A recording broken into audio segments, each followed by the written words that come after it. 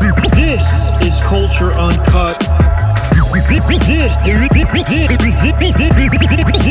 is Culture Uncut. This is Culture Uncut. I am your host, Jason Spears, and Colt fans, we've got a lot to talk about. This is Culture Uncut. I am your host, Jason Spears, and another day, another strange happening in the fandom of being a fan of this team, the Indianapolis Colts. Riley Leonard apparently injured his leg, which you can't make this up. So we lose Anthony Richardson to some weird band injury for the year, essentially. He's done. And then Daniel Jones injures his fibula, and then he tears his Achilles, is out for the year. Apparently Riley Leonard now also was injured in that game. So the Colts have no quarterback, really. I mean, I guess Riley Leonard is, they said, week to week on ESPN. That makes me think he's not playing this week, but then I listened to Steichen, and he said he thinks and hopes that he'll play Sunday. I don't know what to believe, but what I do know is we are bringing in a 45-year-old guy that hasn't played football in 5 years to work out on Tuesday. So, excuse me. I don't know what to make of this. Normally I would say, no, we're above this. We're not going to turn this into a circus, but we're past that. Like, this is a circus. It's been a circus since 2021. It's been in different tiers of circusness since. We've had a guy come off the TV monitor to coach our team out of nowhere. So this probably wouldn't even be the most circusy thing we do. With all that being said, my feeling on Phil is twofold. One, I love the guy. Hated him when he was on the Chargers. Hated playing against him. When he was playing for us, I loved him. Loved his attitude. Thought he brought a lot of what we needed to the table. And it's not a coincidence that that's really the last good team we had. So I love Phil. But here's the thing. I don't want to see him get hurt. He hasn't been hit in 5 years, and when you're middle age and you stop taking those hits, it's different when you get hit again. So just off of that, I'm concerned because I don't want to see anything happen to this guy. I don't think he's going to die on the field, but I don't want him to this isn't going to be worth it. We're not going to make the playoffs. I just want to make sure he's healthy. You know what I'm saying? What my thought is on it, bring in as many quarterbacks as you want to bring in, work them all out, and whichever one is the best, play them. That's where we're at. We don't really have any other options. So if that guy happens to be a 45-year-old Phillip Rivers, and he's better than the alternative, fuck it. Why not? I mean, I have no other reason to watch other than that. So he knows Steichen's offense. I think he can. I don't know what he can do. I would think that if he's really past playing, they will see that in the workout and he won't be signed. So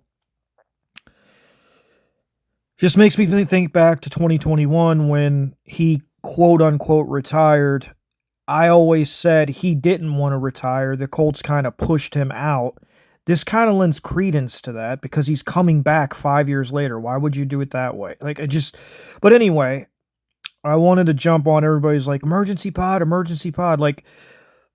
Guys, I mean, I don't know what you want me to say. This is where we're at. It's a circus. I don't expect to win another game. I don't even know from week to week who's going to quarterback the team. Brett Rippon could very easily be starting in Seattle, and we could lose that game 50-7. It would not surprise me. Nothing will surprise me for the rest of this season. But I'm at the point where it's just work out whoever, and whoever the best guy is, bring him in. Finish the season. And I'm, I I know they're not going to do this, but if defensive guys are just going to not even try, I would rather them play young players. At least you know you're going to get their best effort. But that's a whole nother podcast and a whole nother show. But we're going to probably be down AP, Braden, obviously maybe Riley, and you're throwing Rivers out there. I mean, I don't know. He can't move. They might have to run it 40 times. I mean, I don't know. But at the end of the day, I mean, you can't embarrass. This is already embarrassing enough. It can't be more embarrassing. I mean, the worst that happens is Phillip Rivers comes in and he sucks. Well, I mean, Joe Flacco pretty much sucked for us last year, and I'm not super high on Riley Leonard, and I watched Matt Ryan. The corpse of Matt Ryan suck, so why can't we watch the corpse of Phillip Rivers suck? I'm not above it. That's where we're at. So if he's the best guy for the job, sign him up. Give me a reason to watch. And who knows, maybe some miraculous great thing will happen and he'll turn back into 2020 Phil and we upset some teams and go to the playoffs, you know?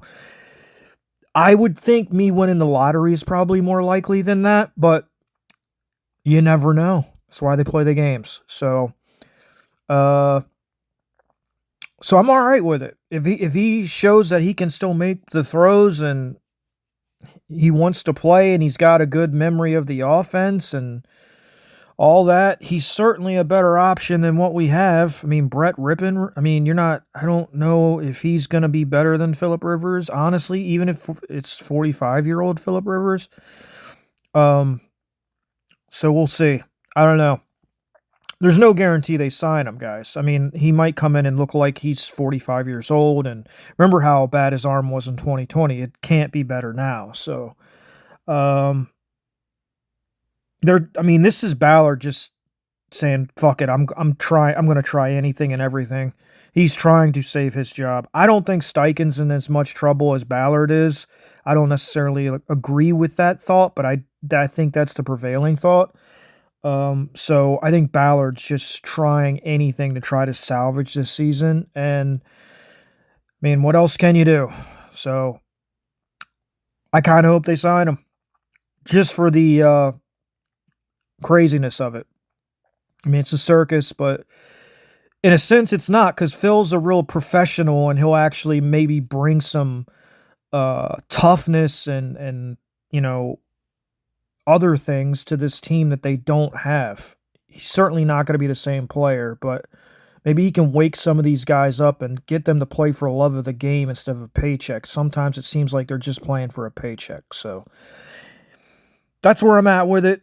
I appreciate you guys asking me to comment on it. It means a lot that you value my opinion that much to ask me to do a quick pod on it. But yeah, it's slightly embarrassing, but at this point, can we really be embarrassed? We're about to piss away an 8-2 start. So let's see what he's got. Let's see. I mean, because I'm sure they're bringing in other quarterbacks besides him. Let's see what other quarterbacks they. I mean, why not call Derek Carr? I mean, he's at least. I don't know how old he is. He can't be. I don't think he's even 40 yet. I mean, I don't know. That probably would be a call I would make. Or maybe Tannehill, but whatever. I mean, you bring in who you bring in. Maybe those guys don't want to play. I don't know. But those would have been two calls I would have made. No, I don't think they're great, but I do think they're better than what we have. And if you're trying to win games, that's kind of the way I'm looking at it from Ballard's point of view. But I guess they're thinking, Phil knows the offense. He worked with Steichen for years, blah, blah, blah. So, and he's really close to Riley, so he can help Riley, whatever. So, I don't know. Maybe it gives us a reason to watch the last 4 games. I don't know. But we'll see what happens. I just want him to come out of it healthy. Whatever. I don't care if we lose every game by 50, as long as he comes out of it healthy and doesn't really hurt his Hall of Fame bid by being so bad that it hurts him. I don't want that to happen either. I don't want him to get hurt in any way. Big Phillip Rivers fan. So, what are your guys' thoughts on it? I'd love to hear your thoughts.